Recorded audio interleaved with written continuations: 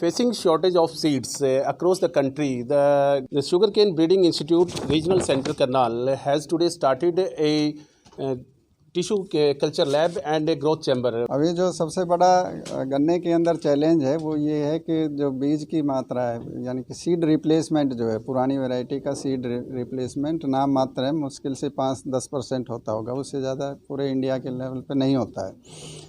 तो उसे कई 10-15 साल तक यदि कोई वैरायटी चलती है तो किसान जनरली काटता बोता अपने खेत से बीज इस्तेमाल लेता है या पड़ोसी के यहाँ से लेता है। उससे उसकी पैदावार जो है हर एक साल में धीरे धीरे कम होने लगती है। तो जो यदि सीड का रिप्लेसमेंट अच्छी तरीके से होता है तो उसकी पैदावार को मेंटेन करने में वो आसानी होती है। तो शुद्ध बीज का इस्तेमाल यही है कि उसके इस्तेमाल से जो पैदावार का जो स्तर है वो बना रहता है उसका, जब रिलीज करने के टाइम पे। इसी को देखते हुए कैसे बीज की आपूर्ति की जाए सभी किसानों को या चीनी मिलों को, कैसे उसको उपलब्ध कराया जाए, उसके लिए हमने एक टिश्यू कल्चर लैब अपने केंद्र पे शुरू की है। ये मेरा बहुत पुराना एक ड्रीम था कि ये लैब यहाँ होनी चाहिए, जो आज पूरा हो रहा है। तो उसके अंदर क्या होता है कि जो ये अगोला का जो पोर्शन होता है, इसके अंदर से ये पत्ते उतार के आखिर में जो ये मेरिस्टेम बचता है, बिल्कुल टिप पोर्शन है, इसको कल्चर करके फिर पौधे तैयार किए जाते हैं गन्ने के। अब एक इस मेरिस्टेम से करीब 6 महीने के अंदर 2-2.25 लाख के बीज के अंदर पौधे तैयार किए जा सकते हैं। तो नई वैरायटी, जैसे हम कोई नई वैरायटी निकालते हैं, अभी हमने जैसे CO 15-023 नई वैरायटी है, डिमांड भी बहुत है, आपूर्ति नहीं हो पा रही है, बहुत प्रेशर भी है हमारे ऊपर बीज सप्लाई के लिए। तो उस वैरायटी का बीज, जो नई वैरायटी है, इस तरीके से लगाएंगे तो बहुत ज़्यादा मात्रा में जो सीड का मल्टीप्लिकेशन जो रेट है वो बहुत बढ़ जाएगा। और दूसरा फ़ायदा ये है कि इस विधि से, मेरिस्टेम कल्चर करने से, गन्ने के अंदर जितने भी बीमारी के जीवाणु हैं, चाहे फंगस हो, चाहे बैक्टीरिया हो, चाहे वायरस हो, वो सारे के सारे इससे फ्री किए जा सकते हैं सिर्फ इसी विधि से।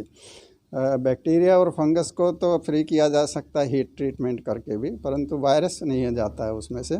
तो इस विधि से वायरस भी फ्री हो जाता है। तो जो भी बीज किसानों को या शुगर फैक्ट्री को उपलब्ध होगा वो बिल्कुल शुद्ध बीज होगा और उसकी जो पैदावार की क्षमता है वो 10 से 15% ज़्यादा होगी। देखिए, जो गन्ने के अंदर सीड रिप्लेसमेंट का जो सबसे बड़ी कारण है क्यों नहीं होता है, वो है गन्ने के बीज की मात्रा की आवश्यकता। तो 1 एकड़ की बिजाई के लिए करीब 30 से 35 क्विंटल गन्ने का बीज लगता है।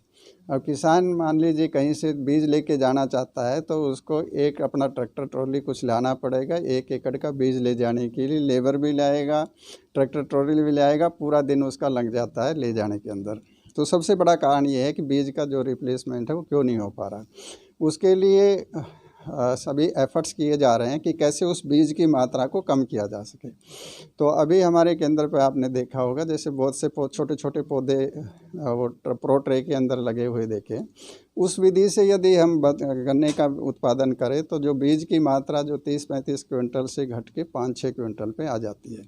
तो 5-6 क्विंटल को ले जाने में और आसानी होगी। यदि उसी ट्रैक्टर ट्रॉली को लेके जाता है तो पहले जो 1 एकड़ के लिए लेके जाता था, अब वो 5-6 एकड़ का एक बार में ले जा सकता है। तो इससे जो उसका खर्चा है, ट्रांसपोर्टेशन का खर्चा है, उसमें कमी आएगी और कम बीज के अंदर उसका अच्छी फसल होगी। इसके अंदर पौध तैयार करने में क्या बीमारी का बीज है, जैसे जो भी है, क्योंकि एक आँख का टुकड़ा, छोटा टुकड़ा इस्तेमाल होता है। तो किसान हर एक चीज़ को देखता है, काटते टाइम लेबर भी यदि कोई ख़राब है तो उसको निकाल के फेंक दिया जाता है। तो बीज की शुद्धता है वो बहुत बढ़ जाती है। Praveen Arora, Tribune network.